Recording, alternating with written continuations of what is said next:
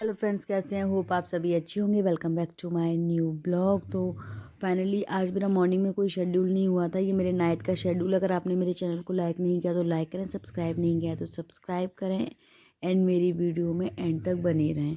तो यहाँ पे ये मेरा नाइट का शेड्यूल था। जैसे कि अभी जो एग्ज़ाम स्टार्ट हुआ है, तो सबसे ज़्यादा जो क्वेश्चन ये रहता है कि एग्ज़ाम को फर्स्ट टाइम में जो जितने भी लोग फर्स्ट टाइम दे रहे हैं, तो वो फर्स्ट टाइम में क्वालिफाई कैसे करें। तो ये अपने आप में एक बहुत चैलेंजिंग हो जाता है कि हम किसी भी एग्ज़ाम को फर्स्ट टाइम में क्वालिफाई कैसे करें। एंड जो यहाँ पे सबसे ज़्यादा इम्पोर्टेंट होता है वो कि सीडीपी में 30 में से 30 नंबर हम कैसे लेकर के आएँ। 30 में से 30 मार्क्स हमारे तभी आएंगे जब हम कुछ इम्पॉर्टेंट टिप्स को फॉलो करेंगे। और वो कौन सी इम्पॉर्टेंट टिप्स हैं जिन्हें हम फॉलो करेंगे, तो उसके लिए मेरी वीडियो में आप एंड तक बने रहें। एंड यहाँ पे फाइनली मैं एज ए हाउस वाइफ इतने सारे काम होते हैं कि बहुत मुश्किल हो जाता है कभी कभी तो अपने आप के लिए टाइम निकालना। बट अगर आपने ये सोच रखा है कि अगर हमें ये अपने लिए टाइम निकालना है, तो फिर रात और दिन फ़र्क नहीं पड़ता है, फिर टाइम निकलता है। सीधी सी बात है। तो यहाँ पे मैं अपने सबसे पहले तो नाइट में जो सबके लिए जो खाना था वो यहाँ पे प्रिपेयर करी थी। एंड इवन उसके बाद फिर मैं अपनी स्टडी के लिए स्टडी स्टार्ट करूँगी। तो उसमें आज जो मैं पढ़ने वाली हूँ, मैं आपको बता दूँ कि मैं सीडीपी का पढ़ने वाली हूँ। एंड यहाँ पे मैं आपको ये बताऊँगी कि 30 में से 30 मार्क्स कैसे लेके आने। तो सबसे पहले तो मोस्ट इम्पॉर्टेंट बात यह है कि सबसे पहले हमें अपने बाय हैंड नोट्स बनाने चाहिए।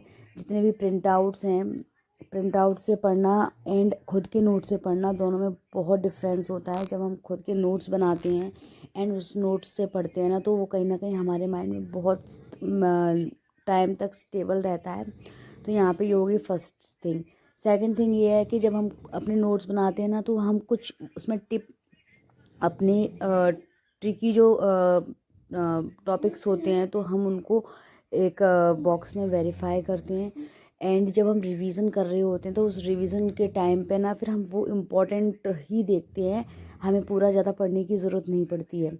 तो सबसे ज़्यादा इम्पोर्टेंट ये हो जाता है कि हम मेन जो टॉपिक्स होते हैं हम उनको टिक करते हैं। एंड जब हम अपने हाथ से जब नोट्स बना रहे होते हैं, तो हमें उसमें ये आइडिया लगता है कि कौन सा टॉपिक किस लेवल पे है एंड कौन सा टॉपिक किस लेवल तक पूछ रहा है। तो यहाँ पे ये सबसे ज़्यादा इम्पोर्टेंट हो जाता है।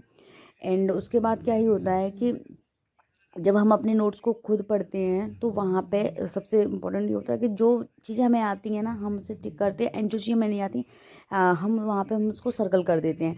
एंड जितनी बार हम उसको रिवीजन करेंगे या जितनी बार पढ़ेंगे ना, तो हमें वो चीज़ें इंडिकेट होती रहेंगी। एंड एट लास्ट में क्या ही होता है कि जब हम अपने नोट्स को रीड आउट करते हैं at the end of the, जब सारे नोट्स हो जाते हैं एंड जब एकदम एग्ज़ाम्स का टाइम आता है ना, तो फिर हम, क्योंकि हमें वो सारी चीज़ें रिवाइज हो गई होती है, क्योंकि मल्टीपल टाइम्स पढ़ ली होती हैं। एंड उसके बाद क्या ही होता है, जो हम सर्कल करते हैं ना, जहाँ पे हमें डाउट होते हैं, तो हम उस डाउट को क्लियर करते हैं। तो हमारा सबसे ज़्यादा फोकस वहाँ जाता है।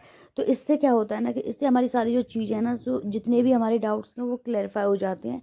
तो यहाँ पे फिर जो चांसेस है ना, टॉपिक भी सारे कवर हो जाते हैं, तो चांसेस बहुत कम होते हैं। Thank you for watching my video. मिलते हैं नेक्स्ट वीडियो में। जय माता दी।